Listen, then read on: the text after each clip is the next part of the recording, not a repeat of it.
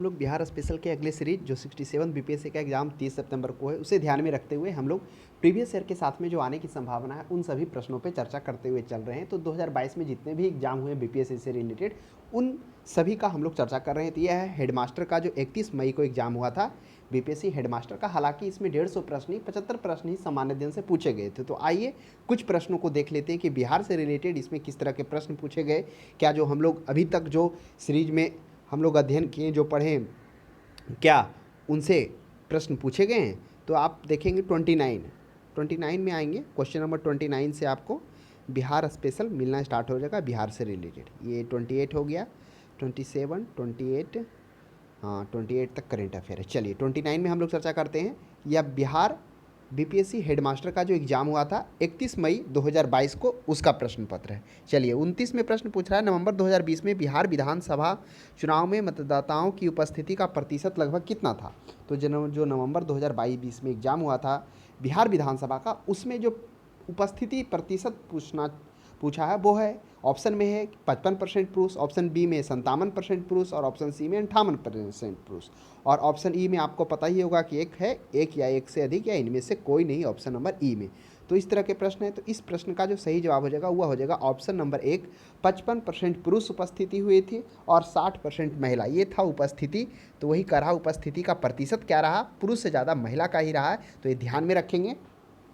और टोटल जनसंख्या की बात की जाए बिहार का, तो आपको पता ही होगा 10,40,99,452 ये है। तो आप वो भी ध्यान में आप रखेंगे। नेक्स्ट 29 के बाद 30 में हम लोग आते हैं। 30 में करा है बिहार की एथेनॉल उत्पादन संवर्धन नीति 2021 में किस राशि तक सब्सिडी प्रदान किया। आपको पता होना चाहिए कि एथेनॉल के लिए बिहार सरकार क्या की अलग से बजट भी प्रस्तुत किए। उसके लिए बोला गया है कि दिसंबर 2021 तक एथेनॉल क्षेत्र में कुल 32,454 करोड़ निवेश वाली 159 इकाई प्रथम स्तर का अनापादित दी गई है। उसमें से आपको पता होना चाहिए कि जो इसके लिए क्या क्या जगह जो बिहार के एथेनॉल उत्पादन संवर्धन नीति में जो संयंत्र और मशीनरी की लागत में जो 15% पर अधिकतम 5 करोड़ तक का क्या किया जाएगा, अतिरिक्त पूंजी सब्सिडी प्रदान किया जाएगा। तो वह ऑप्शन नंबर सी हो जाएगा, एथेनॉल संवर्धन नीति। यह भी आप ध्यान में रखेंगे।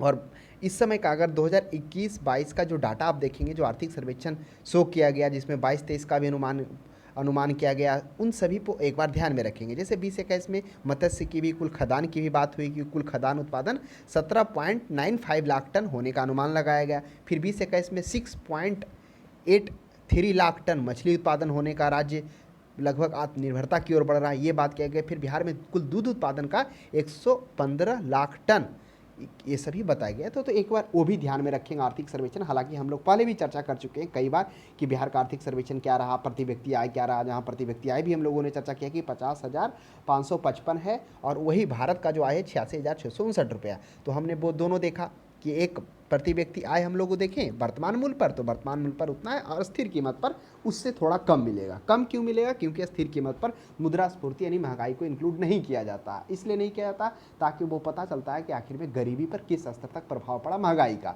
इसलिए दोनों तरह से आकलन किया जाता है। जितने विकसित देश हैं वो अब वर्तमान मूल्य पर ही ज़्यादातर वो अपना एनएनपी निकालते हैं। तो वो हम लोग इकोनॉमिक्स में भी चर्चा किए थे। नेक्स्ट हम लोग 31 में आते हैं। बिहार में दिसंबर 2020 में उद्घाटन हुए नए कोइलवर पुल की लंबाई। ये जो नए कोइलवर पुल है दिसंबर 2020 में एक उद्घाटन किया गया, उस कोइलवर पुल का लंबाई पूछा गया है। तो उस कोइलवर पुल का लंबाई 1528, तो लगभग पूछा है तो 1500 मीटर आप मार सकते हैं।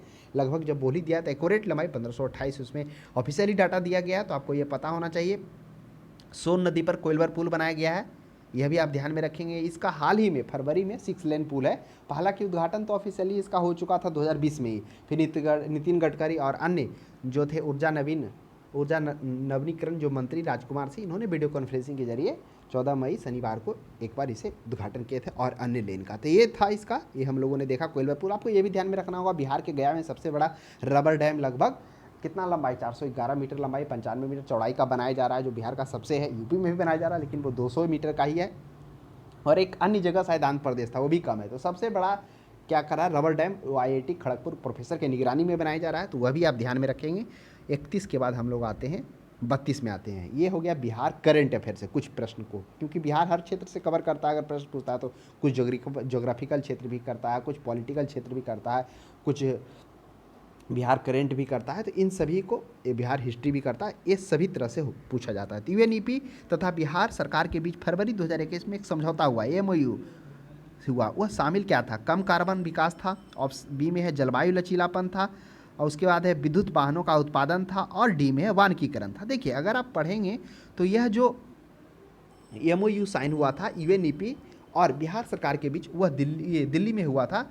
वो वक्त था शायद 12 फरवरी को हुआ था, तो यहाँ फरवरी सिर्फ लिखा हुआ है, तो 12 फरवरी को हुआ था।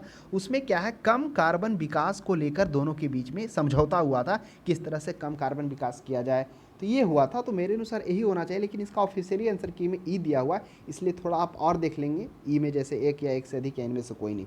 जैसे जलवायु लचीला पर, हाँ जलवायु लचीला पर तो बात रखा गया था, इस पर बात हुई थी, लेकिन जो यहाँ पर कह रहा है कि समझौता ज्ञापन जो हुआ था, एमओयू मेमोरेंडम ऑफ अंडरस्टैंडिंग जो हुआ था, वो कम कार्बन विकास के मुद्दे पर ही हुआ था। तो मेरे अनुसार ए ही होना चाहिए।